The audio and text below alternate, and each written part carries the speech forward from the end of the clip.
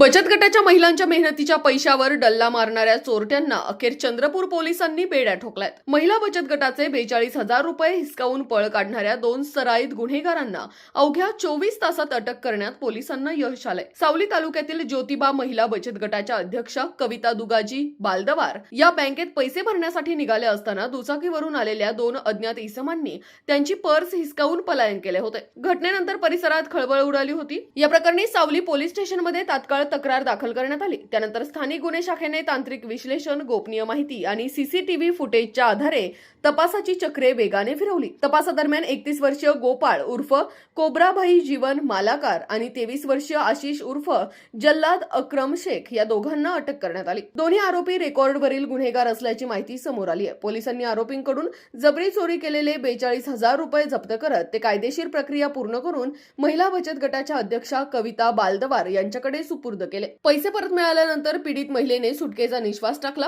ही संपूर्ण कारवाई पोलीस अधीक्षक मुमक्का सुदर्शन, अप्पर पोलीस अधीक्षक ईश्वर कातकडे यांच्या मार्गदर्शनाखाली स्थानिक गुन्हे शाखेचे पोलीस निरीक्षक अमोल काचोरे यांच्या नेतृत्वात पार पडली. महिलांच्या सुरक्षेच्या दृष्टीने ही कारवाई अत्यंत महत्त्वाची असून गुन्हेगार किती शिताफीने गुन्हा केला तरी पोलिसांच्या जाळ्यातून सुटणार नाहीत असा स्पष्ट संदेश चंद्रपूर पोलिसांनी दिलाय.